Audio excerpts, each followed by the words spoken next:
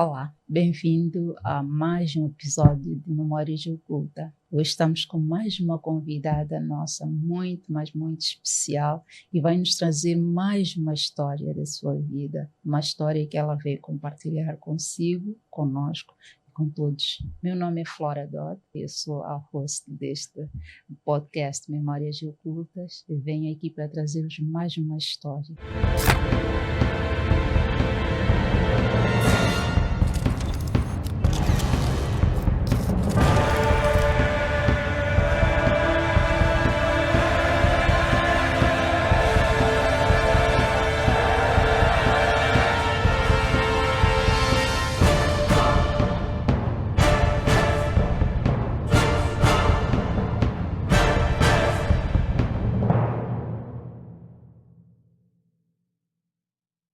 Hoje trazemos uma convidada super especial, que ela vai trazer a sua história. Ela chama-se Luísa Nhanala. Ela vai se apresentar. Passo desde já a cumprimentar. Olá, bem-vinda, Luísa. Boa tarde, muito obrigada. Como está? Estou bem, graças a Deus. Muito obrigada, não sei como está. Também estou bem, graças a Deus. Então, Luísa, nós muitas das vezes começamos aqui querendo saber quem é Luísa, de onde é que a Luísa vem, tem irmãos, de que família vem e como é que ela está. Muito boa tarde mais uma vez. Bom, a Luísa, na verdade, Luísa é nada mais, nada menos que uma moçambicana. É boa. Então, eu sou natural de Inhambane, a província de Inhambane, distrito de Jangamo. Mas tive a minha infância, desde a minha infância, penso eu que desde os meus 3, 4 anos, estou cá em Maputo. Então, eu cresci com os meus tios, irmão da minha mãe e a sua esposa. Sou a última filha, nesse caso, dos meus pais, onde o fruto desse casamento foram 3 meninas e eu a mais nova.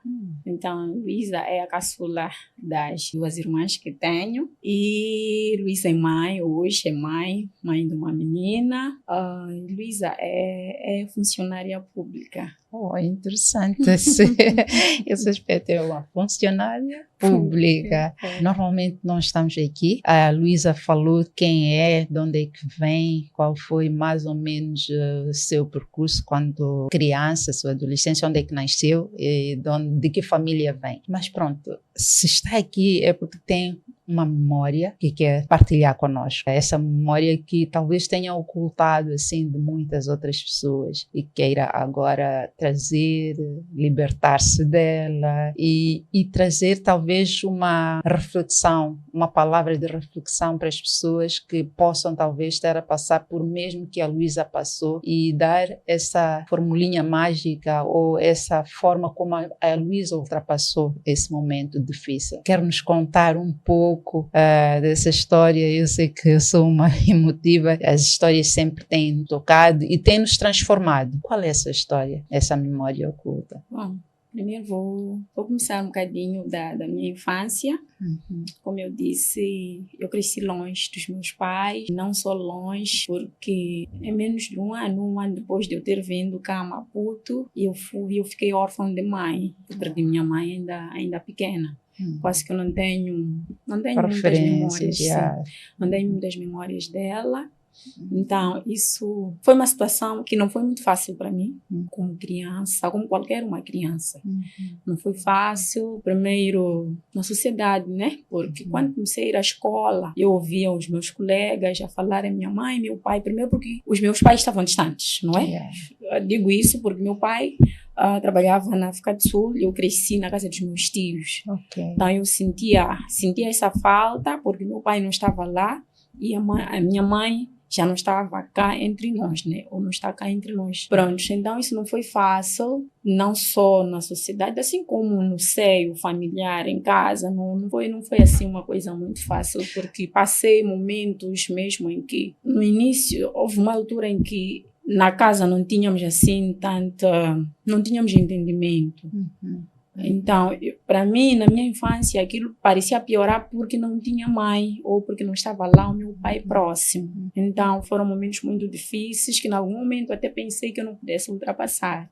Mas, graças a Deus, hoje, nós já ultrapassamos. Eu tive até que sair de casa muito antes de eu decidir me unir ou me casar, ou me unir ao pai da minha filha. Tive uma decisão de sair de casa por conta da situação em que eu vivia na casa dos meus tios. Quer nos contar o que lá acontecia? A Luísa estava lá no seio de uma família em que havia lá os seus primos, né, os filhos dos seus tios e o casal, né, que eram os seus tios. O que acontecia? Havia assim discriminação, havia separação, porque esses são filhos nossos e este é sobrinho. O que acontecia exatamente? Na verdade, sim, havia sim uma separação por parte da minha tia. Em algum momento eu penso que ela marcava a diferença, não é? Entre aqueles que eram filhos dela e para nós, porque eu não era a única sobrinha. Okay. Lá tinha mais 2 sobrinhos, comigo 3, e um enteado, não é? Então, mas no meio disso, nós que não éramos filhos dela, tinha lá a sua diferença. Então, mas nós fomos crescendo, graças a Deus, fui crescendo firme, mas com o tempo, eu acho que quando nós crescemos, eu acho que os problemas se agravam, as dificuldades crescem. Então, mas graças a Deus, porque não tive aquele pensamento de deixa-me ir à casa dos meus pais, deixa-me procurar os meus pais. Era como se eu tivesse uma força lá que me motivava. Luísa, continua. Luta pelos teus sonhos, teus projetos. Eu continuei lá, continuei a estudar, graças a Deus. Fui uma menina que sempre gostou de estudar, então continuei lá a estudar, mesmo em meio às minhas dificuldades. Também, por sorte, meu tio sempre esteve lá, apesar de tudo, porque ele já havia notado e ele sempre esteve lá, apoiava, embora que o trabalho dele não ajudava muito, porque ele era aquele homem que levantava cedo, ia servir, depois voltava. Então, por vezes já podia pernoitar no serviço, então voltava. Mas a primeira coisa, quando ele chegasse a casa, era chamar por mim, era saudar-me. E graças a Deus, eu era o xodó dele. Eu era xodó dele. Então, era aquela menina que ele ainda entrar em casa, primeiro procurava por mim, era como se ele sentisse alguma coisa de diferente, era como se ele protegesse. Ele queria, na verdade, suprir esse déficit que a sobrinha lhe tinha. Então, a dizer-nos dessa forma, está a dizer-nos que quem era o seu tio direto era o seu tio, quem era o seu parente direto era o seu tio que tinha a sua esposa. Sim, então, o melhor tratamento vinha dele, que era o parente direto. Tudo bem. Então, esta parte aqui de ser a xodó dele veio trazer um pequeno alento, né, para si e amenizava um pouco aquilo que era o seu sofrimento, né? Então, o que acontecia depois, mais tarde? Então, pronto, as coisas foram continuando, ele foi prestando mais atenção em mim, nós éramos mais comunicativos, então aquilo que eu não encontrava do outro lado, eu encontrava com ele. Então, pronto, só que, infelizmente, em 2012, meu tio chega a perder a vida.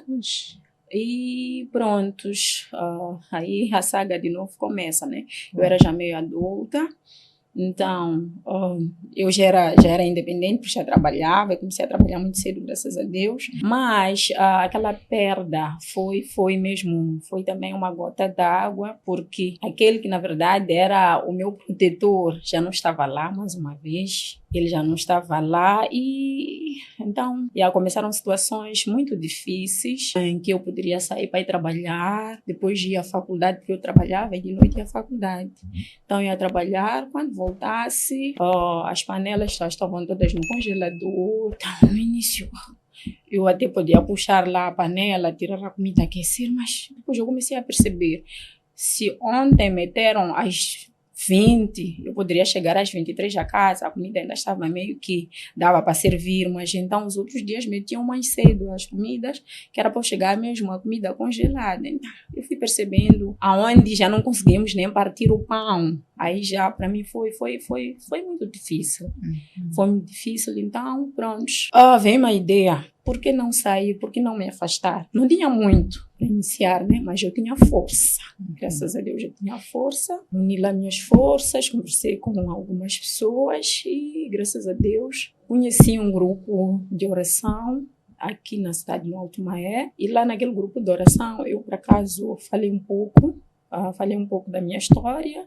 E, por sorte, o pastor que liderava o grupo de oração tinha uma residência em que ele desejava transformar, acho que, num núcleo de oração. Okay. Então, foi lá onde ele cedeu o espaço, cedeu a mim, mais uma irmã que também fazia parte do grupo, e foi lá onde fui iniciar minha vida. Na verdade, eu juntei as minhas coisas. Quando estavam prontas, eu avisei no mesmo dia em que eu saí, em que eu ia sair, né?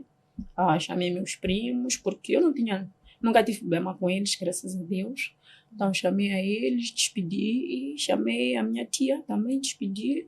Na verdade, ela não acreditava que eu poderia sair e iniciar a minha vida. Ela acho que no intuito dela é que ela de voltar. Então pronto, eu lá fui. Aquilo foi 2015 e eu penso que ficamos cerca de um ano sem nos comunicarmos. Mas a Luísa tentou comunicar-se com ela, já comunicava-se com os primos, né, que eram os filhos dela, tentava entrar em contato com ela, uma vez que é uma casa onde teve um pouco da sua trajetória lá e conviveu e viveu, foi acolhida de certa forma, não sei o quê, tentou comunicar-se com ela e teve essa rejeição ou nem experimentou porque não houve nem abertura? Bom, no momento em que eu saí, não havia muito espaço, porque eu estava magoada, na verdade. Okay. Eu estava magoada, saí, mas graças a Deus os meus primos nunca me deixaram, eles ligavam. A primeira oportunidade que eles tiveram, por acaso procuraram saber onde eu estava, foram lá, eu lhes recebi, eles vinham,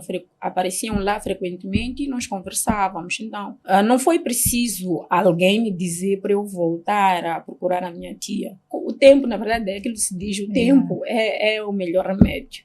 O tempo foi sarando as feridas, eu fui ficando mais leve, fui perdoando a ela. Então, aos poucos, eu voltei, voltamos a nos falar, eu já conseguia sair e visitar a ela. E pronto, as coisas fluíram assim. Foi quando eu passei para morar sozinha em 2015. Então, em 2017, eu conheci o pai da minha filha. Então, foi quando me juntei a ele, acho que lá para setembro, ok? Então, eu fui viver com ele. Então, procurei aos meus primos, eu expliquei que eu estava a viver maritalmente, pedia que eles recebessem o meu par, não é? Então, foi na casa onde eu cresci, eu tinha que fazer os direitos lá. Então, quando procurei por eles, falamos, eles aceitaram e fui dizer à minha tia, ela também concordou, organizamos a cerimônia, foi-se para lá e tudo mais. Então, pronto, já tínhamos, na verdade, já tínhamos voltado àquele convívio familiar, graças a Deus. E hoje, se eu não tivesse falado aqui, se a doutora Flora não soubesse, se eu não tivesse falado, nos vendo hoje, nem pode desconfiar que nós tivéssemos passado por essa crise. Mas, graças a Deus, nós acabamos terminando bem. Ficamos mesmo cerca de um ano mais, sem nos comunicarmos, sem nos procurarmos, não sei o quê. Então, mas hoje estamos bem. A ferida sarou, a convivência voltou, mas quer nos aprofundar um pouco mais aqui qual foi essa transformação que teve neste sítio de acolhimento até chegar a essa maturidade que chegou para libertar-se dessa mágoa, porque disse que estava magoada, essa mágoa, essa dor que carregava quando saiu lá da casa dos tios? Bom, eu acho que acima de tudo é porque Jesus. na verdade os nossos lá, as pessoas que estão nos assistir querem saber, porque muitas das vezes nós temos e não sabemos como agir, como fazer. Então, tendo um testemunho desta natureza, nós conseguimos também, talvez, aplicar naquilo que é a nossa vida, naquilo que são as nossas dificuldades? Bom, eu acho que, na verdade, o que me manteve forte, na verdade, foi Deus. Quando eu integro no grupo de oração, eu passei a viver de oração. Passei a viver pela minha fé. Passei a viver pela minha fé em Deus. E isso me fortaleceu bastante, manteve-me firme. Naquilo que eu sentia falta no mundo, em Deus eu via, em Deus eu encontrava e aquilo mantinha-me em pé. Eu conseguia olhar para mim mesma e dizer que com essa força que vinha lá do interior, eu não desistia de buscar pela paz, correr atrás dos meus sonhos, de acreditar que aquilo foi um tempo, né? Sim. Foi um tempo, era preciso passar por aquilo, se calhar, para eu me transformar naquela quem eu sou hoje. Precisava mesmo passar por aquela situação, se calhar, para me tornar uma pessoa melhor. Se calhar alguma coisa. Tinha que acontecer aquilo para eu estar aqui. Mas eu fico muito curiosa. O que é que realmente aconteceu lá na casa da tia? Para além de este esconder ou este proibir da Luísa se alimentar. Há várias formas de violência que nós podemos, uma criança pode sofrer no seio familiar, e eu gostaria de entender um pouco mais a fundo. Bom, na verdade, a violência de fato começou mesmo lá na infância.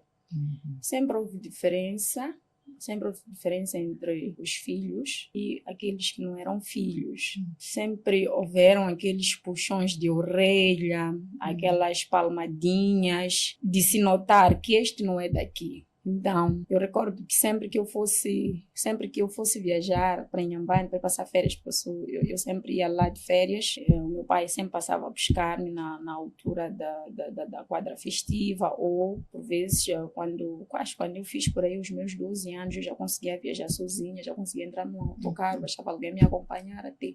Então, sempre que eu estivesse para viajar, eu acho que aquilo era, recordando-me mesmo, era uma semana ou 2 semanas de sermão. A minha tia tinha que fazer um tratamento psicológico durante 1 ou 2 semanas, a dizer: experimenta ir dizer, experimenta ir contar que isto acontece, porque tu vais voltar. Experimenta porque tu vais voltar. Então, pronto, aquilo foi... Isso é uma tortura psicológica. Foi uma situação, mas graças a Deus, até recordo-me que houve um ano, penso que foi 94, 95, a minha irmã que eu sigo, né? Meu tio foi buscar a ela lá, fez uma transferência na escola dela para cá, porque o meu tio era muito apegado a nós, porque ele dizia que a minha mãe foi praticamente mãe dele. Porque eles, os pais, né, nesse caso os meus avós separaram-se muito cedo e a minha mãe teve que abandonar a escola para cuidar da casa, para cuidar dos irmãos. Então meu tio tinha uma gratidão por ela, né? Então por isso que ele dizia que eu farei de tudo por vocês, porque a vossa mãe também fez tudo por mim. Então pronto, foi assim. Então a minha irmã por acaso também veio a morar conosco. Minha irmã não ficou nem 2 meses. Minha irmã fugiu quando ela viu o tratamento. E eu recordo que nas férias a seguir, depois dela ter fugido, quando eu fui de férias, ela teria concentrado o meu pai, concentrou os meus tios. Disse: melhor tirarmos a Luísa de lá, porque o que ela está a viver lá, ninguém merece. Até eu não consegui viver lá. Eu fugi. E ela era mais velha que tu? Ela era mais velha. As coisas lá não estão boas. Ela só não fala, mas as coisas não estão boas. Então, um dos irmãos do meu pai, que era chato também, por acaso ele pôs-me contra a parede e perguntou-me: o que é que estás a passar lá? Eu disse: nada. Eu só chorava, não dizia nada. Mas a chorar, eu ia dizer: eu vou descobrir. Eu dizia: nada. Ele fala: tu podes voltar, nós ainda podemos te levar para ficar de solta, já estudar. Tu gostas de estudar, podemos te levar conosco para ficar de solta, se não quiser estar aqui. Ou podemos te mandar para não sei onde. Nada está a acontecer. Mas diga, Luísa, por que a Luísa não falava? Era por medo de quando voltasse para lá você ser mais repreendida, ser mais castigada, ou é porque a Luísa não queria simplesmente contar, não queria falar do assunto? Na verdade era medo. Era medo que eu tinha. Depois, em algum momento, quando eu fui ganhando consciência, eu olhava para o carinho, o amor que meu tio tinha por mim. Porque, na verdade, aquilo, como é que eu posso dizer? Eu, ao lado do meu tio, eu me sentia tão segura, mas tão segura. Yeah. A minha dor durava até ele voltar para casa. A minha dor era quando ele saísse de casa para o serviço, mas quando ele voltasse para casa. Porque ele era aquela pessoa que quando chegasse procurava saber se eu comi. Aquela que era a comida dele, a refeição dele do jantar, servida lá na mesa, guardada para ele. Quando ele chegasse, ele não aceitava comer sem que eu servisse também comesse. Então aquilo foi uma coisa que me... Foi um amor que me comoveu. Porque ele dizia, Luísa, eu sei que tu aqui não te sentes muito bem, mas tu precisa estudar. Veja só, tu até podes voltar para Inhambane. Lá não está o papá, não está a mamãe. Então, na mesma, tu estarás com tios. E se não estiver um tio que nem eu, que se preocupa contigo por perto, na mesma, tu podes te perder. Então, eu penso que aqui, eu ainda estando vivo, tu podes continuar. Se for preciso, quando tu ganhares uma idade assim, independente, eu posso te comprar uma casa, ou posso alugar uma casa e tu ficas lá. Só que isso eu também nunca concordei. Eu, por acaso, quando fiz 20 ou 22 anos, não, 19, ele quis me tirar de casa. Então, eu comecei a imaginar a polêmica, porque a nossa sociedade, por vezes, tem olhado mal a história. Podiam até dizer, não, alguma coisa está a acontecer. Então, eu acabei de facto, eu disse a ele, não, do mesmo jeito que eu consegui aguentar, eu ainda hei de conseguir aguentá-los. Então, foi assim. A única coisa que eu queria, de facto, é inserir escola hoje. Eu até amanhã precisava viajar. Encerrava a escola hoje, mais tardar amanhã, depois da manhã estou a viajar, porque é lá onde eu buscava as minhas forças, é lá onde eu também ia experimentar a alegria, como as outras crianças. Depois eu voltava naquele dia. E, sinceramente, quando chegasse aquela noite de dia seguinte, voltar, era os choros. Yeah. Eu chorava lá no meu silêncio, eu chorava lá no meu cantinho, mas pronto, eu sempre voltava. Eu estou de veras tocada, porque estou a imaginar uma adolescente, uma criança, uma adolescente, a passar por tudo isso no silêncio. Qual é eu quero entender o que vai no coração, o que vai na cabeça daquela criança que está a passar por isso. A Luísa não pensou em coisas assim drásticas, de fugir, de suicídio, Bom, eu não, na verdade não pensei, porque graças a Deus. Eu sempre buscava um refúgio. Naquela altura o meu refúgio era a escola. Graças a Deus. Meu refúgio era a escola, eu preferia me ocupar estudando, preferia me ocupar fazendo programas da igreja. Eu nasci católica, né? Então, eu fazia lá parte dos grupos, comecei lá na catequese, desde a infância, depois fui engrenando para vários grupos pré-adolescentes, depois entrei para a infância missionária, depois entrei para... Fui até cheguei a dar catequese, fui catequista por muitos anos. Eu recordo que desde a primeira fase, puxei o meu grupo de primeira fase, acho que até ao Crisma. Então, depois, por causa do trabalho, acabei me afastando um bocadinho da parte da catequese, né, de ser catequista. Mas eu fazia parte do grupo, passei a fazer parte do grupo da juventude. Então, é lá onde eu buscava meu refúgio. Na verdade, meu refúgio estava lá. Se não era escola, era Deus. Se não era escola, era Deus. Então, eu poderia... Eu tinha tudo, de facto. Tinha tudo para me desviar, eu tinha tudo, se calhar, até para pensar em me tirar a vida. Mas, graças a Deus, não foi preciso chegar lá. Por isso é que eu perguntei, porque é comum, depois de tanto sofrimento, uma pessoa jovem, um adolescente, às vezes vê-se sem muitas opções e vai logo para o mais fácil de se fazer, que é prostituir-se, que é drogar-se, que é ir para o suicídio, coisas assim parecidas. Mas, graças a Deus, a Luísa não fez isso. Mas depois estava lá a falar que depois conheceu alguém, o seu pai da sua filha, que depois foi lá fazer a apresentação, depois de todo este sofrimento, já tinha passado, estava tudo bem. E como é que foi esse momento? Até já fico mais aliviada, mas queria só explorar um pouco aquela parte a fundo.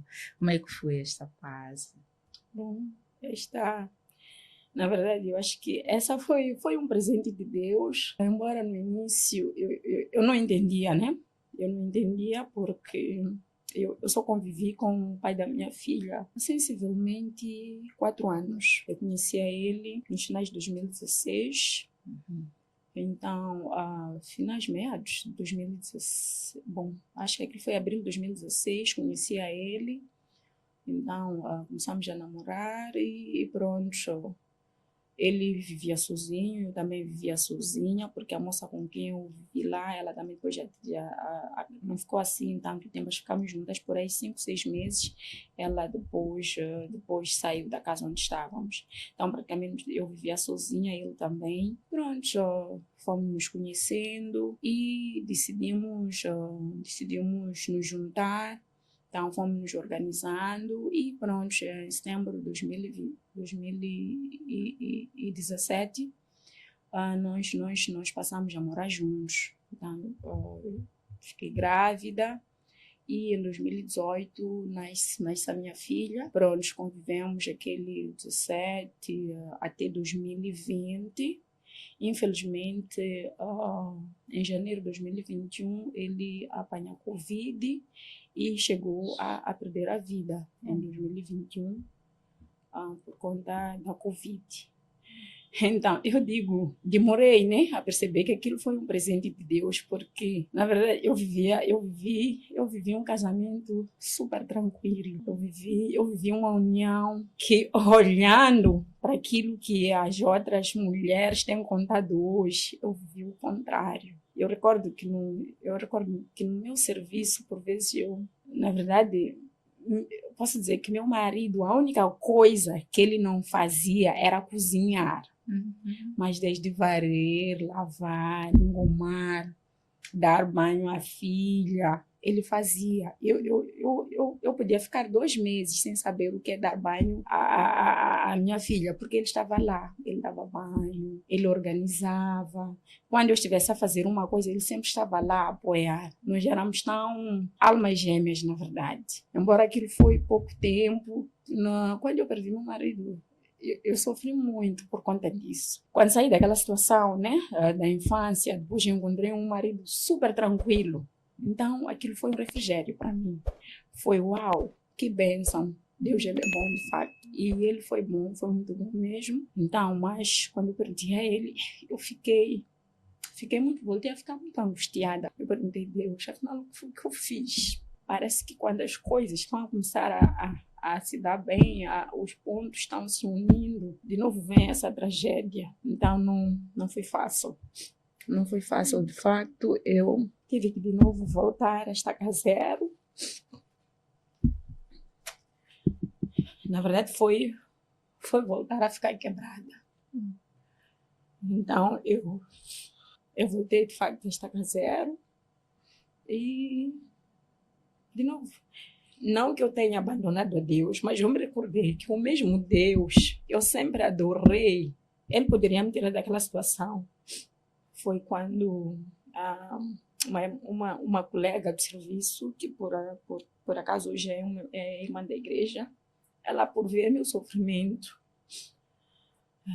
ela via as minhas lágrimas, ela viu minha fraqueza. Então, ela convidou-me para a igreja. Voltei à igreja, foi lá onde de novo fui buscar o meu refúgio. E quando eu perdi meu marido, de novo voltei a viver uma situação em que a avó da minha filha, A mãe do seu marido, a mãe do neste meu marido, caso. sim, tentou tirar minha criança. Meu Deus. Ela tentou tirar minha criança, porque a criança tinha que ficar com ela, porque antes do filho falecer, eles tinham falado que a criança ia ficar com ela, não sei o quê. Eu não estava em condições. Então, depois de ouvir aquilo, fiquei pior ainda. Foi quando eu falei com aquela irmã da igreja, fomos orando. Eu recordo que um dia ela disse, Ei, Luísa, este fardo, eu acho que não é para nós as duas. Nós orávamos assim, quando eu fosse ao serviço, nós tínhamos sempre uns 15 minutos, 30 minutos de sair para o carro, sair para o pátio, podíamos fazer uma oração, íamos procurar um sítio mais calmo, fazíamos orações, não sei o que. Então, ela, vamos orar, orávamos. Não, dizia, mas sabe, ela insiste. ela insiste que quer ir buscar a criança. Recordo que meu marido faleceu em janeiro, em março, não, em abril, pai do meu marido, que hoje também já é falecido, recordo que ele ligou um desses dias, devia ser por aí dia 1 ou 2 de abril de 2021, 3 meses depois do meu marido falecer, ele ligou-me a dizer que precisavam conversar comigo. Então, conversar comigo, mas conversar o quê? Quando ele disse, nós já vimos de vir para a tua casa.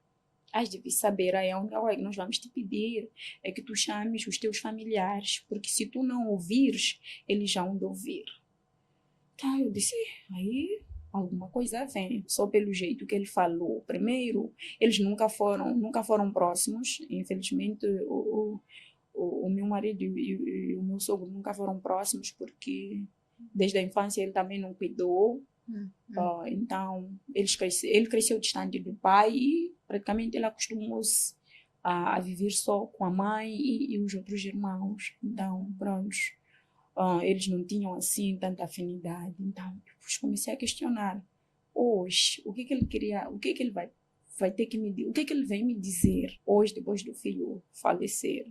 Então, pronto, é quando um outro dia ele liga, pergunta, já informaste a tua família? Eu disse, olha, eu não sei qual é a agenda, porque a primeira coisa eles vão me perguntar qual é a agenda. De que se trata essa? Sim, então ele diz, vem a família do meu marido, neste caso eu virei, e a mãe do teu marido também virá. Praticamente nós como família viramos para aí. Tem coisas que nós precisamos te dizer, você precisa saber.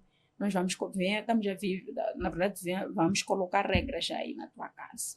Foi onde eu ganhei força, liguei para os meus primos. Então, os meus primos disseram, olha, hoje, eles estão a falar hoje, estamos a dia 3, 4, e estão a falar de vir dia 7. E dia 7 nós sabemos que é um feriado nacional, nós costumamos fazer programas, não é? Então, peça a eles para marcarem outro dia. Então, isso tudo bem, mas duvido, porque só do jeito que ele vem ligando, falando, ele disse, liga, pede que nós temos a pedir que eles marquem um outro dia. Então, liguei, isso não vai acontecer, tá bem, nós já vamos te encontrar, aí basta que esteja alguém, tudo bem. Como eles não querem participar, nós estamos já vivos. Tudo bem, eu acordei, por acaso, no tal dia. Então, quando eu voltei a retornar, né, eu disse, olha, ele não aceita adiar. Ele disse, não, nós também não temos como vir, porque ele nos avisa assim, de uma forma repentina, é complicado para nós. Então, é quando eles, olha, na verdade, nós agora estamos a prever que aí vem barulho. O que nós vamos fazer? Vamos procurar, nós vamos tentar falar com um advogado, vamos arranjar um advogado. Se a gente não estiver, vamos enviar o advogado. Ele estará lá só para ouvir. Ele vai tomando nota daquilo que irá se falar lá. Se for caso para ele intervir, ele vai intervir judicialmente. Então, para não te sentir desamparada, nós vamos te mandar um advogado. Tudo bem. E também eu recordo que a irmã da igreja também já tinha começado a acionar uma associação, acho que de apoio às viúvas, por conta da criança, não é? Porque estávamos ainda naquela guerra da criança, chegamos a uma situação de eu tirar a criança de casa. Eu cheguei a tirar a criança de casa, de não se saber onde está a criança.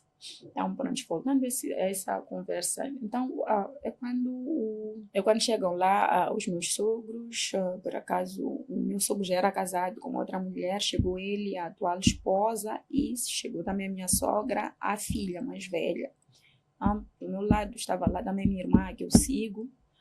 Então, naquela manhã, os meus primos ligaram e disseram, olha, não havemos de vir todos, mas já de vir uma amostra, um de nós já de vir e havemos de vir com a tia. Tudo bem.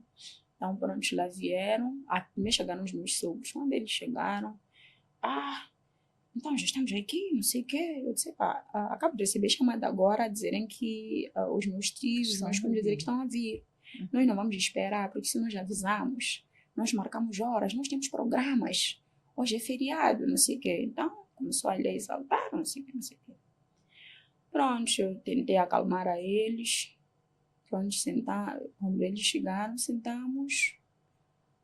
É quando ficamos assim, num silêncio total. Sim. O meu sogro levanta, diz, fala. Olha para mim, diz, fala.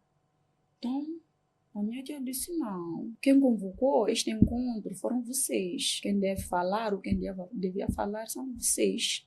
Nós estamos aqui para ouvir, conforme vocês nos disseram que nós vínhamos aqui ouvir.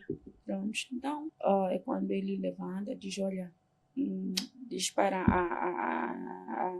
a mãe do meu marido, diz, está bem, podes falar, porque ela não quer falar. Então, a minha sogra levanta, diz que eu tenho, ela tem ido lá, eu tenho lhe faltado respeito, e se recordando bem, ela perguntou, tens algum bloco nesta casa? Tu fazes e desfazes nessa casa? Tens algum bloco? Então ela começou a falar, quando, né, depois dela terminar, a minha tia perguntou, disse, Marcelo, pedimos que sejas direta, quando perguntas se ela tem um bloco nesta casa, o que queres dizer? Vamos falar as coisas com os próprios nomes. Então, não, é que ela coloca cá, eu já vim aqui para cá, para a casa do meu filho, chego aqui e encontro os portões trancados. Disse, sim, é normal trancar portões, porque ela sai de manhã, vai trabalhar. Disse, mas quando meu filho estava vivo, ela não trancava. Aqui esses portões não eram trancados. Disse, pois, não trancavam-se os portões, porque viviam os dois. Estava lá ele como homem para proteger a ela. Mas ela hoje já não tem quem lhe proteja. Por isso que ela agora tem que trancar os portões. Nós já até que dissemos a ela, se tu não trancas os portões agora, se não trancas os portões, tens que ter o hábito, compra cadeados, tranca esses portões. Porque podem entrar, podem roubar, sabem que tu sais de manhã e voltas de tarde. De noite, se tu mantens os portões destrancados, alguém pode entrar, pode abrir o portão ou pode sair. É preciso que a pessoa salte, mas mantenha os teus portões trancados. Então, até aí não é problema. Então perguntaram, será que na sua casa não tranca os portões? É que nesta casa não se trancava. Eu, de repente, estou a vir aqui, chego aqui e encontro portões trancados. Então perguntaram, mas normalmente se vens para aqui, vens visitar a ela e vens visitar a tua neta. Sabes que a tua neta é menor de idade. Ela não pode ficar sozinha enquanto a mãe não está. Porque a minha filha, quando o pai faleceu, ela tinha 2 anos. Então, normalmente tu não vais encontrar a ninguém a hora que queres vir. Se vens de dia, vens às 12, vens às 9, ela não estaria aqui, ela vai trabalhar. Então, se for para vir, se queres encontrar as portas ou os portões abertos, avisa ela, tens avisado. Perguntaram, mana, quando ela vem, ela avisa. Eu disse, eu nunca me avisou que ela viria para aqui. Então, pronto. É quando o meu sogro diz, então, também podes falar, né? Eu disse, eu não tenho nada a falar. Ele depois disse, está bem, nós vamos prosseguir. Também estamos a vir te informar que nós vamos vender o carro. Meu marido, quando morreu, nós acabávamos de comprar um carro. Praticamente ele só usou o carro um mês. Então, o carro estava na casa da minha sogra. Então, eles acabam dizendo que, olha, nós estamos a vir te informar que nós estamos a vender o carro. Então, nos perguntaram, concedes essa venda do carro? Eu disse, não, eu não concedo a venda do carro. Minha sogra diz, olha, eu tenho que vender o carro porque eu tenho que recuperar meu dinheiro. Uma parte do dinheiro da compra do carro era meu. Então, eu tenho que vender o carro, tenho que recuperar meu dinheiro e também quero vir colar, tenho que vir fazer uma sala aqui. Porque, na verdade, eu estava numa casa, meu marido me deixou numa casa tipo 0. Então, ela diz, olha, eu tenho que vir colar uma sala aí. Então, minha tia pergunta. A pergunta que eu faço é, a casa não é sua, que o seu marido deixou para si? O carro não é seu, que o seu marido provavelmente deixou para si? Agora, quando vêm as pessoas de fora, porque independentemente de ser sogra ou não, é fora, é de fora. Quando vêm pessoas de fora, vêm ditar o que é que deves fazer, com que autoridade eles fazem isso? Não consigo encaixar muito bem isso. Mas como é que a Luísa reagiu quando viu que estava sendo invadida a sua privacidade, a sua vida estava sendo atropelada e invadida, a quererem transformar, tirar e mudar tudo quanto o seu esposo tinha deixado para vocês? Graças a Deus, mais uma vez eu tive que ser forte na oração. Eu recordo que antes daquela vinda deles, eu teria comunicado aos pastores lá da igreja. A única coisa que eles me aconselharam é que eu ficasse em jejum de 72 horas. Quando eles chegaram, eu estava no meu último dia das 32 horas. Eles chegaram no meio daquela conversa de core, no meio de um jejum. Então, para dizer que aqueles dias, enquanto eles planejavam, eu também dobrava os joelhos e entregava tudo a Deus. Eu simplesmente deixei tudo nas mãos de Deus. Em resposta aos planos deles, só Deus é que respondeu. Porque no meio daquela conversa, mandaram-me buscar os documentos do carro. Porque eles lá tinham o carro e uma cópia da chave. A outra cópia da chave estava comigo, os documentos também estavam comigo.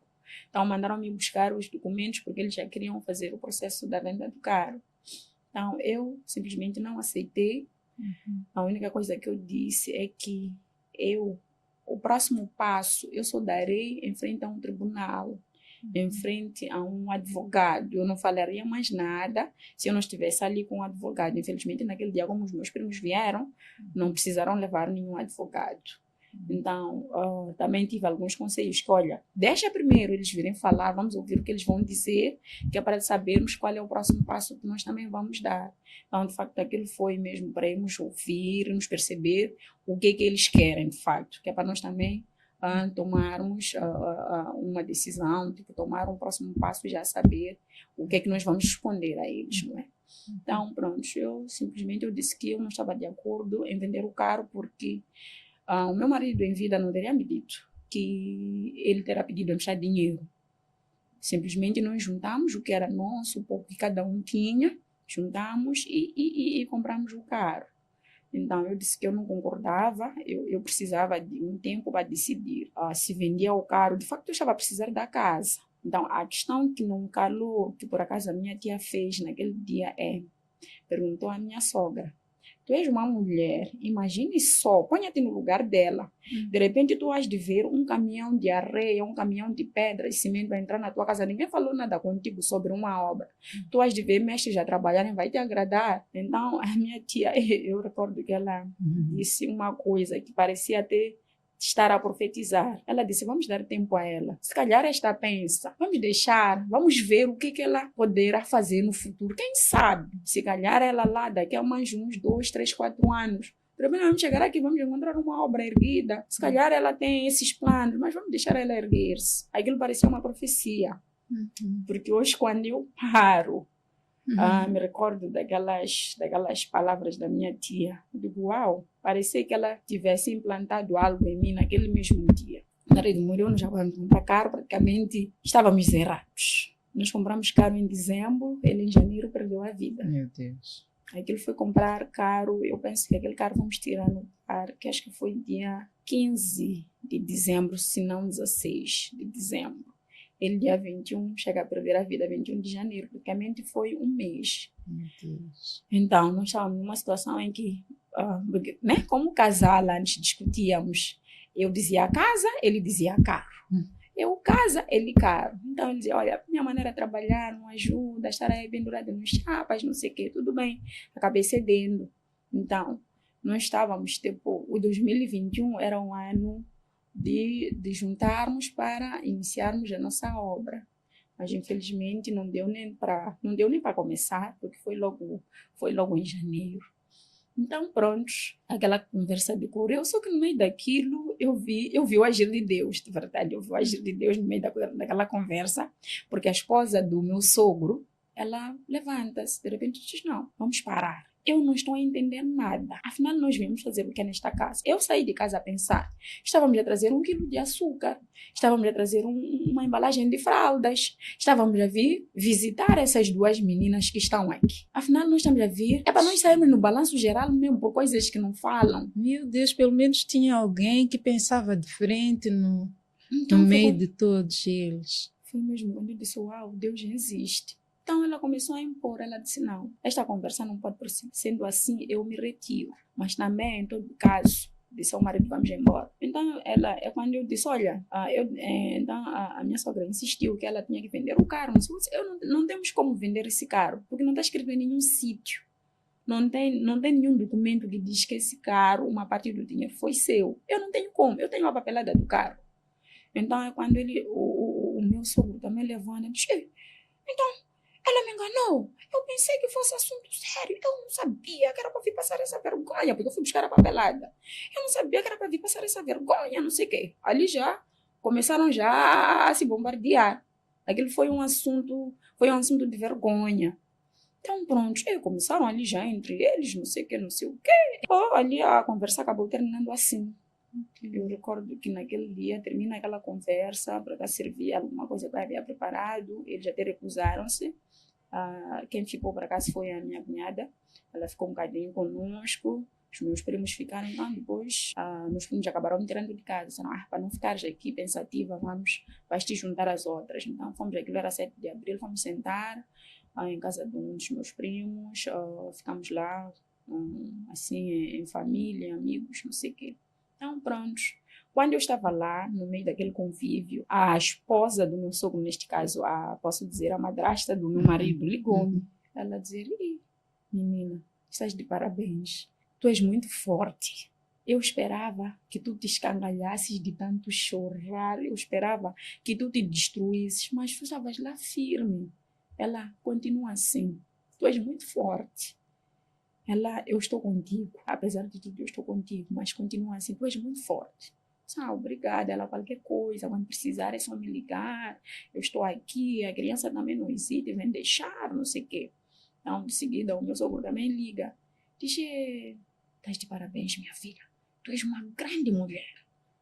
Então ela me induziu. Não sei o que, eu disse, papá, eu não tenho nada a dizer, tudo que eu tinha a dizer eu já disse naquela reunião. Pronto, então, não, qualquer coisa, estou aqui, eu estou aberto a qualquer coisa, não sei o que, tudo bem. Então ficamos assim, eles já até ligavam semanalmente, podiam ligar umas 2, 3 vezes, para saber como é que está a miúda, não sei o que. As coisas foram continuando, mas porque eu nunca me esqueci que Deus é a solução de todas as soluções. Eu ainda continuei a dobrar o joelho, eu disse, a única coisa mesmo que eu pedi era paz. Eu dizia, nas minhas orações dizia, eu peço paz. Aquela paz que um dia recuperei, eu pretendo de novo essa paz. E graças a Deus, aos poucos, eu recuperei aquela paz. Mais uma vez eu digo que hoje eu e a avó da minha filha, é como se nós fôssemos mãe e filha. Tem vezes que ela tem uma situação, antes de contar para as filhas, ela conta para mim. Hoje a minha filha está lá, pela graça, está a viver com ela pela graça, porque, como eu disse, eu ainda estou numa casa assim, tempo zero, estou ainda a me reerguer, graças a Deus já iniciei minha obra, para não me desfocar muito daquilo que são as minhas prioridades. Acabei mandando a minha filha para lá, ela está em casa da avó, está a estudar, eu mantive ela comigo até ela terminar a escolinha, era fácil gerir ela na escolinha, mas agora que é período de escola é um pouco mais complicado, porque normalmente nas escolas agora entram de manhã até às 12 ou das 12 às 17, mas como eu saio mais cedo, ela é menor, não tem como ficar a se preparar sozinha, então ela está lá com a avó. Hoje ela está a fazer 3ª classe, mas eu acredito que dentro de breve... Está tudo bem. Tá. Está tudo bem. Sentaram, houve uma sentada, um encontro em que vocês sentaram para resolver, ou as coisas resolveram-se por si só? Na verdade, as coisas resolveram-se. Os pontinhos foram se colocando sozinhos. Então, hoje estamos aqui. Eu vou buscar a ela sempre que preciso. Nós temos um acordo que finais de semana já ela passa comigo. Quando não pode, ela avisa. Quando não posso ir buscar também, ela avisa-me com tempo. Eu também, quando quero um pouco antes, também aviso com tempo. E pronto. A vida agora flui. A vida agora flui. Nós estamos aqui em conversa com a nossa convidada super especial, que tem uma história muito, mas muito forte, profunda. E ela está-nos aqui a trazer pontos muito essenciais da vida dela, que ela teve baixas, na verdade, na vida dela. Teve momentos muito baixos, muito fortes. Primeiro na infância, depois passou também na adolescência, depois passou no meio do casamento dela, onde ela perdeu o seu esposo no casamento dela. E teve que encarar a rejeição, podemos dizer, o confronto da família depois da perda de seu esposo. Mas ela diz-nos que em todos os momentos que ela teve que enfrentar essas dificuldades, ela teve um sítio onde ela se apegou, ou algo que ela se apegou, que foi em Deus dela. Na oração, jejum, e sempre orando, depositando todas as suas forças em Deus. Hoje ela disse que ultrapassou tanto a parte que ela passou na infância, orando, acreditando que só Deus lhe tiraria daquela situação, como aqui na fase adulta, no seu casamento, depois de ter perdido o esposo dela, entregou de novo toda aquela situação a Deus, e só Deus é que lhe tirou daquela situação. Nós temos aqui uma história diferente, temos uma história de infância conturbada, e temos aqui uma história de um casamento feliz que acabou em tragédia, porque o esposo perdeu a vida, e depois disso ela volta a experimentar uma fase não muito boa com a família do esposo. Mas ela está aqui a contar, eu quero saber agora dela, como é que ela está hoje. Graças a Deus, hoje eu me sinto, estou bem. Graças a Deus, estou bem. Estou me curando, mas posso até dizer que estou curada. Estou curada, já saí lá das cinzas onde eu estava, porque eu tinha voltado lá. Estou de novo. Quando perde o seu esposo, fez-lhe voltar um pouco aquelas memórias lá da infância, aquele sofrimento. Isso fez com que voltasse a experimentar aquela dor que tinha já ultrapassado, pois não? Foi mesmo voltar. Voltei mesmo a sentir aquela dor que eu já havia ultrapassado. Voltei a recordar de quase todos os episódios, porque a minha questão era por quê? Por quê? Aquelas perguntas que não se calam, estão sempre ali a martelar a nossa cabeça. Mas, graças a Deus, hoje acredito que tenho um outro entendimento. A Luísa é uma mulher forte, é uma mulher resiliente, é uma mulher ponderada acima de tudo, porque, como esteve aqui a dizer-nos, tudo resolveu com a calma, na casa dos seus tios, neste caso. Quando fosse à casa dos pais, não dizia nada, na sua calma, sofria sozinha e tudo mais. Agora, uma questão eu quero aqui colocar.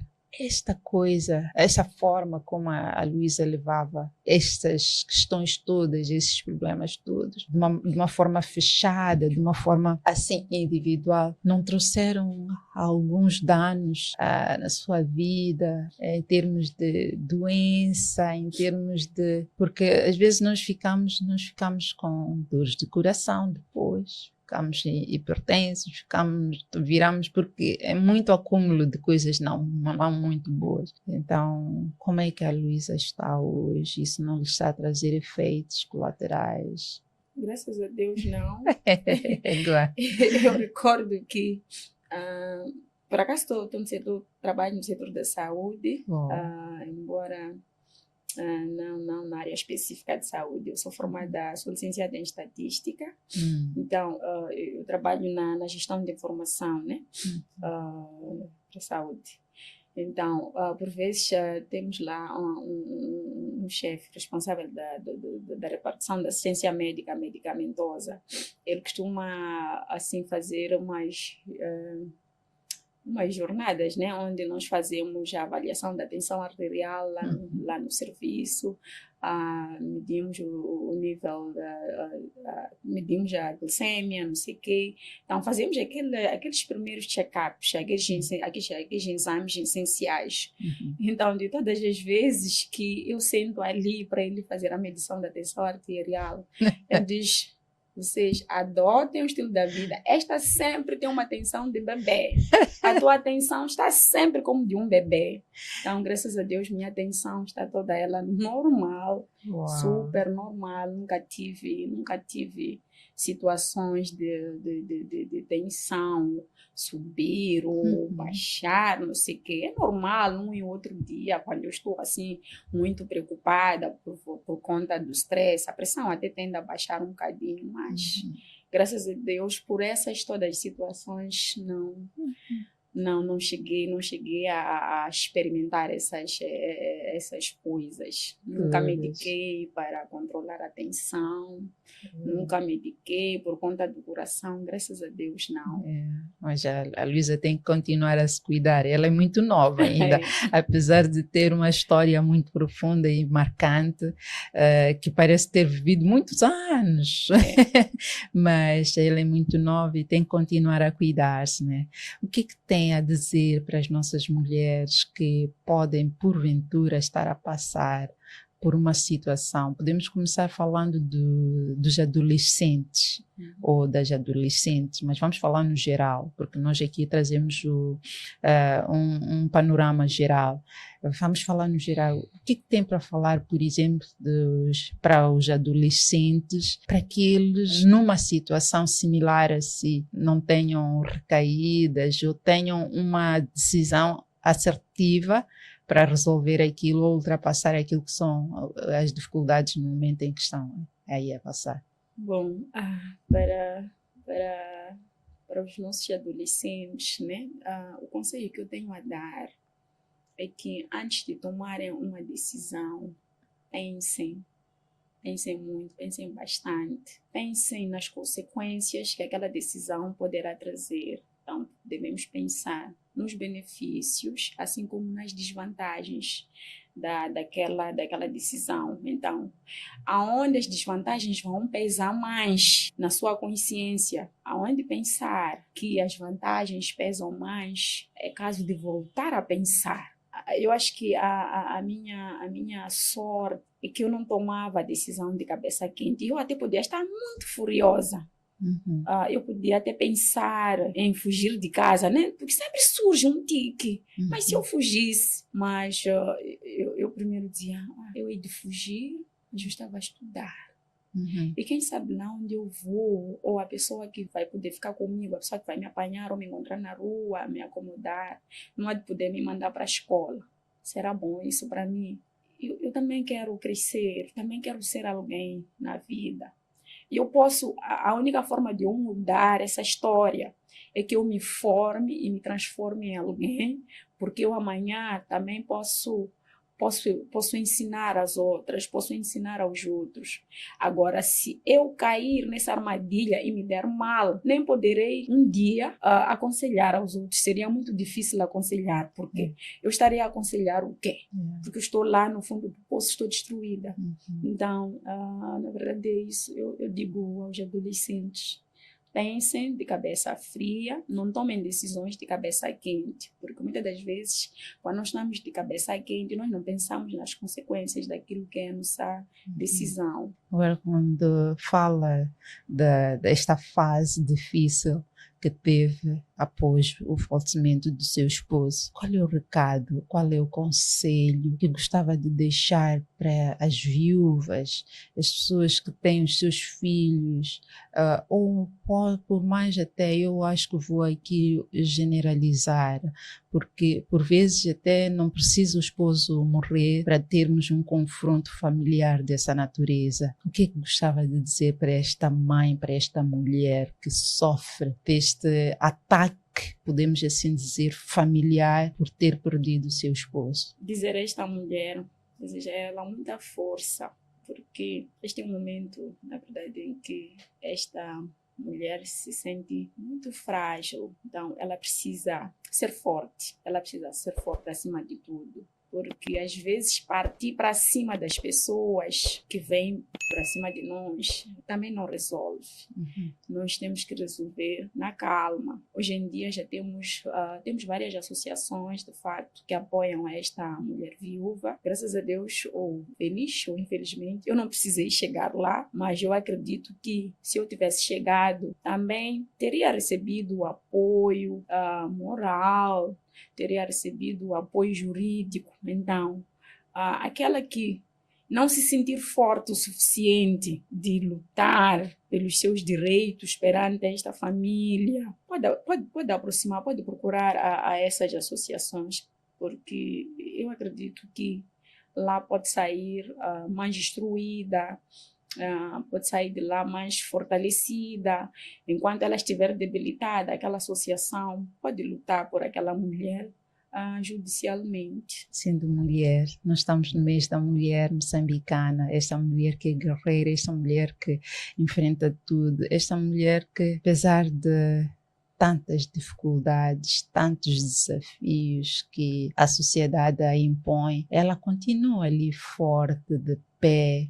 O que tem para dizer? Olhando para a conjuntura, nós temos visto a degradação dos valores, a degradação de tudo quanto foi construído ao longo do tempo. O que gostaria de deixar como uma mensagem de apelo, de chamar a atenção às pessoas para esse resgate desses valores? Desejar também força. A mulher é força. Mulher é luz. Mulher é um ser sensacional. Então, muita força, guerreiras. E acreditemos mais em nós. Acreditemos mais em nós, porque nós somos capazes. Não estamos a lutar, não estamos a invadir o espaço dos homens, mas estamos lá para mostrar que nós somos capazes também. Então, força, mulheres. Obrigada. Quer falar de algumas coisas, de alguns pontos que nós não tocamos aqui, que a Luísa gostaria de trazer, porque eu gostava que a Luísa falasse agora como é que a Luísa está, como é que o coraçãozito da Luísa está agora, depois de tantas lutas, tantos desafios.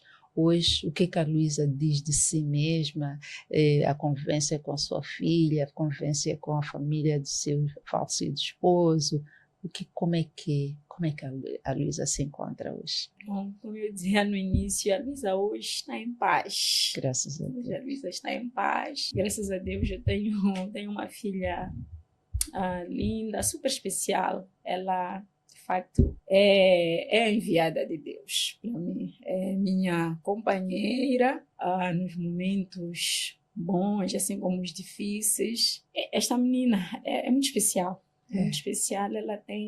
Ela carrega sentimentos desde a infância dela. Eu vejo nela diferente. Ela não parece aquela criança que eu olho, que muitos olham, mas ela é uma criança. Ela é um ser especial, de fato. Que idade ela tem? Ela tem 7, este ano vai fazer 8, em junho.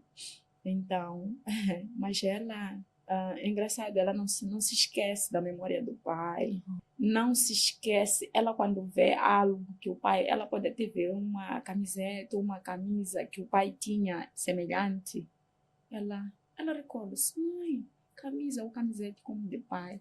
Mãe, olha aquele carro como de pai. Ela, quando vê uma foto do pai, às vezes temos aquela história do Google Fotos, não sei o que. Então, quando vem aqueles lembretes, ela vê a cada foto, ela conta a história de cada foto que ela vê. Quando ela vê uma foto em que ela tirou com o pai, ela por vezes até me conta: mãe, aqui nós tiramos essa foto, mãe tinha ido não sei onde, tinha ido comprar não sei o que, nós ficamos aqui a dançar, vamos dançar. Por isso que eu digo que ela é especial. Eu perdi minha mãe sensivelmente com 4 ou 5 anos, mas eu não me recordo de quase nada. Não tenho assim muitas memórias dela. Mas minha filha tem memórias como se ainda convivesse com o pai. Ela tem umas memórias. E o que eu agradeço é que eu classifico ela como uma boa menina, né? É dedicada, é esforçada naquilo que ela faz e, acima de tudo, ela carrega um sentimento, ela carrega muito amor no seu coração. Então, eu na verdade, rogo a Deus, de fato, que ela não mude quanto a isso, que ela busque sempre a essência, né? Daquilo que é um ser humano. Agora, em relação a Luísa, eu já disse, a Luísa está em paz. Hoje eu choro de alegria, choro de recordações, mas já não choro de angústia.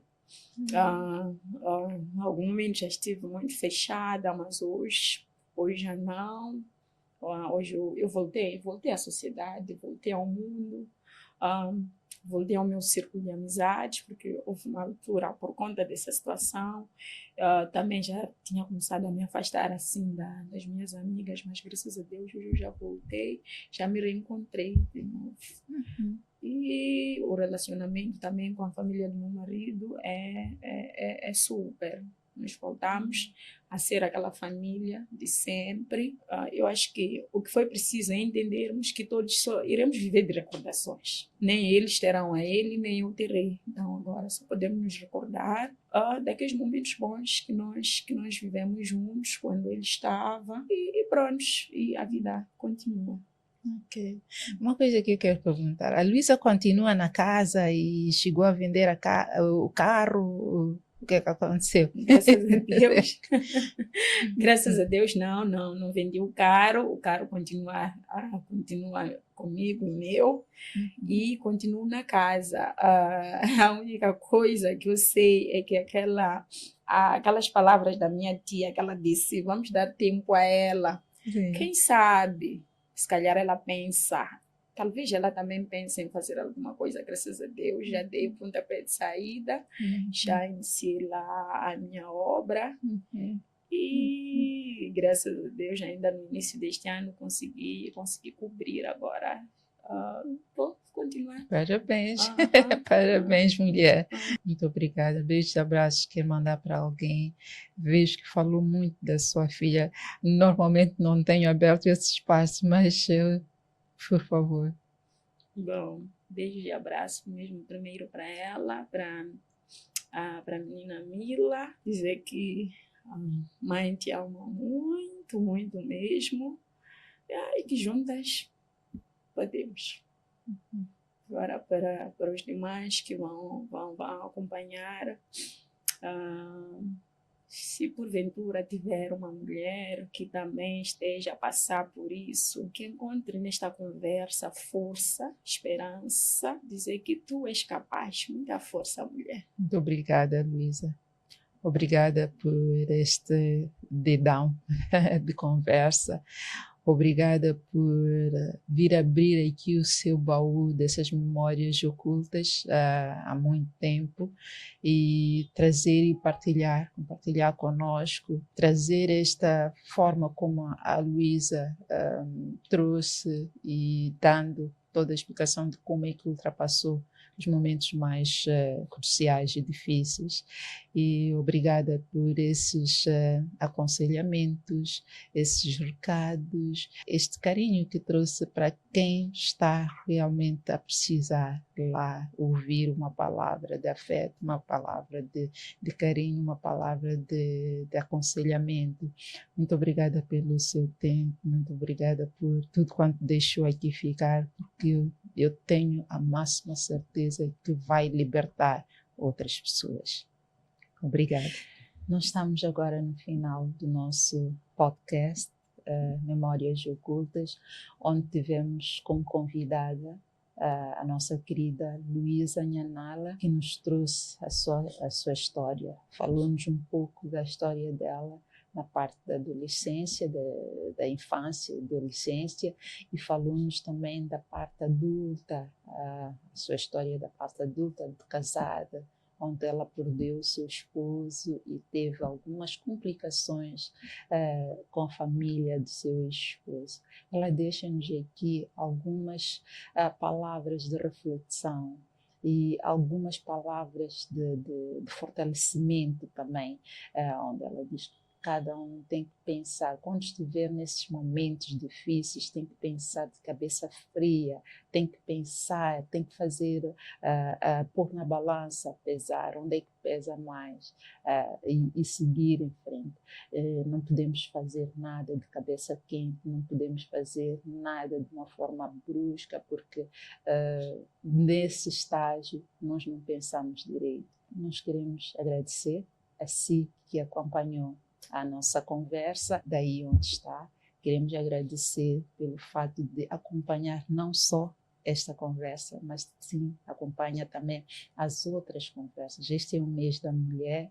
Quero neste momento aproveitar o ensejo para desejar um feliz mês da mulher moçambicana, abril, Eu quero desejar que toda mulher seja feliz, toda mulher seja de sucesso, toda mulher ultrapasse todas as dificuldades que esteja a passar, toda mulher tenha esse discernimento, por exemplo, que a nossa querida Luísa nos trouxe aqui, de pensar. Ela foi buscar a força em Deus, em Cristo, como ela aqui nos relatou, e nós também temos que ir buscar esse escape, ir buscar essa força para podermos continuar nesses desafios do dia a dia.